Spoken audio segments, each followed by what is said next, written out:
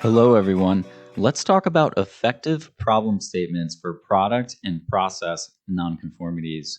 We'll consider 3 guiding questions that will help you save time and money in your nonconformity reports, your corrective and preventive action, or other quality management system activities. My name is Rain Cement. Let's get started. I can hear you saying, so what? These are basic concepts, yet in my experience as an auditor and a consultant, we could improve on this very, very often. Formulating these problem statements is a skill that needs to be learned and practiced. It's not necessarily intuitive. And this is tangible stuff. Inappropriately formed problem statements lead to delayed approvals, scope creep, tension or conflict in a team, agreeing on what the problem really is, and last but not least, audit findings. So all of this adds up to money and time, which we could all use a little bit more of. So let's look at a starter problem statement to introduce us into these guiding questions. This is a statement that's pretty representative of what I see out in the field often. Material for PO 6557 has failed quality control inspection and has been rejected for production use. Now, at first glance, this may seem fairly intuitive, but pretty quickly, some questions start to arise for me, and I go down the rabbit hole. Has this material been used for production? Are we talking about a field action right now? What exactly failed? Does it matter? Is it dimension A or B? What's the risk of that associated dimension? And last but not least, what evidence of failure is there? Are we talking about a paperwork error? Are we physically measuring this and finding it non-conforming? So how can we improve our starter problem statement? Let's consider these 3 guiding questions I was talking about. These certainly aren't the end-all be-all, but it's a great place to start. Question number 1, what is the specification in question? We need an objective, verifiable reference in order to lead us in the right direction for an investigation or corrective action.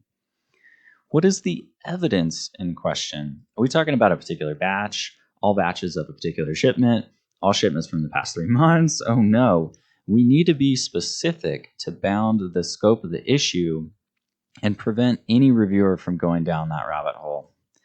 And last but not least, and maybe the least intuitive, is to what level is the nonconformance confirmed or unconfirmed?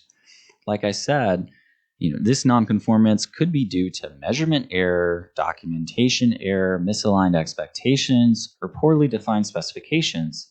So it's important to make some sort of statement about the level to which this nonconformance has been confirmed or unconfirmed. So how do we do this? What does our problem statement look like when we apply these 3 guiding questions? Here we go. I'll read it to you first.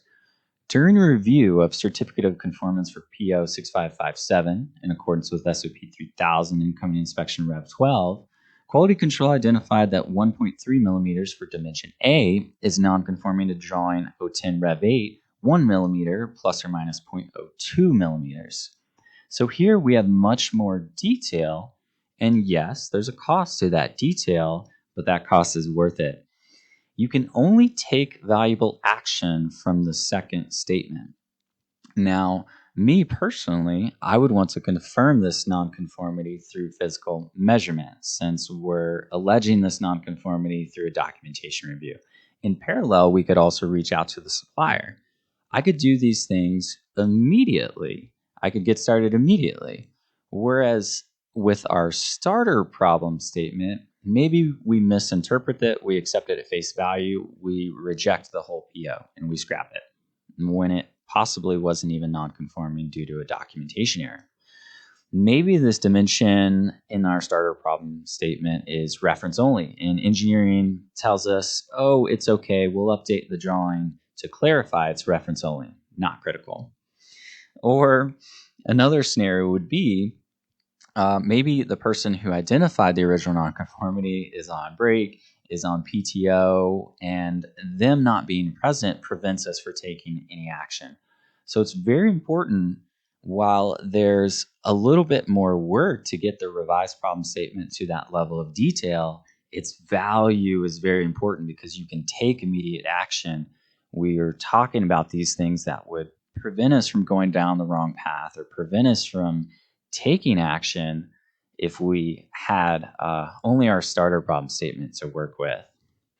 So, just as a reminder, let's look at our 3 guiding questions that we applied. What is the specification in question? What is the evidence in question? And to what level is the nonconformance confirmed or unconfirmed? I'm sure you can think of some great additional questions, but this is a good place to start. And this is a good method to share with your personnel who may need some help in formulating their problem statements for product and process nonconformities. Thanks for joining me today. Feel free to get in touch with me if you have any thoughts on this presentation, other areas you'd like quick tips on, or if you'd like me to provide some input and consult on your own investigations. Again, my name is Rain Cement. Thanks for joining me today.